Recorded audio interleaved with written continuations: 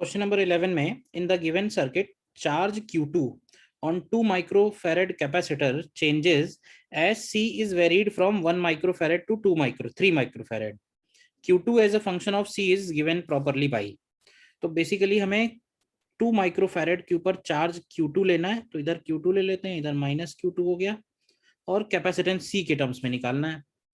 तो हम लोग इसको ऐसे कर सकते हैं सिंपली, अगर देखो ये पूरा वोल्टेज E के इक्वल है, और अगर मान के चलें कि ये और ये दोनों सीरीज में है, इन दोनों का कंबाइंड कितना आएगा, 1 माइक्रोफैरेड और 2 माइक्रोफैरेड का कंबाइंड वैल्यू बनेगा 3 माइक्रोफैरेड।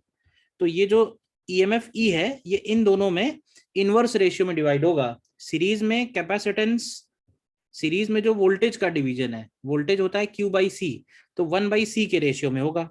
तो 2 माइक्रोफैरेड के अक्रॉस कितना वोल्टेज आएगा, तो देखो उसको लिख सकते हैं E इंटू C/C+3। मैंने इनवर्स रेशियो में डिवाइड कर दिया है, इनवर्स रेशियो में मैंने डिवाइड कर दिया है, ठीक है। अब ये हो गया वोल्टेज अक्रॉस 2 माइक्रोफैरेड।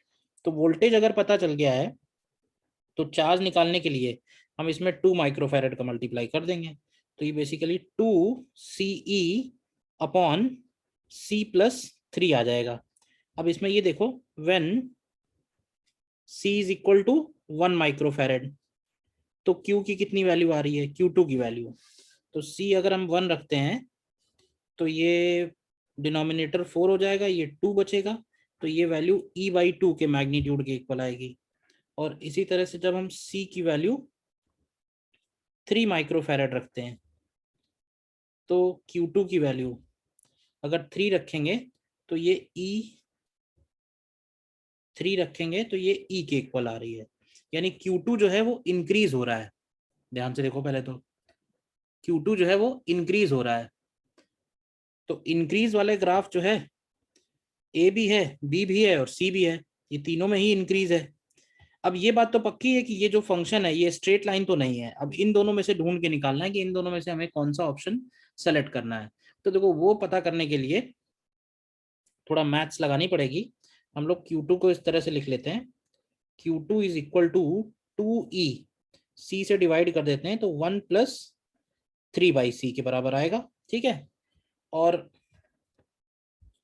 इसका फंक्शन निकालने के लिए हम इसका रेट ऑफ चेंज निकाल सकते हैं कि इसके रेट ऑफ चेंज पे क्या इफेक्ट पड़ेगा, ठीक है। ये इसको वैसे ही लिखा रहने दो, 2CE/C+3, और इसका हम लोग डेरिवेटिव निकालते हैं dQ2/DC, C के रिस्पेक्ट में।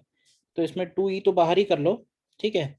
और इसमें हम लोग प्रोडक्ट डिवीजन रूल लगाते हैं, तो C+3 इंटू 1 आएगा माइनस C इंटू 1 आएगा एंड डिवाइडेड बाई C+3 का होल स्क्वायर। तो तुम देखो न्यूमरेटर से C हट जाएगा, सिर्फ डिनोमिनेटर में C+3 होल स्क्वायर बचेगा।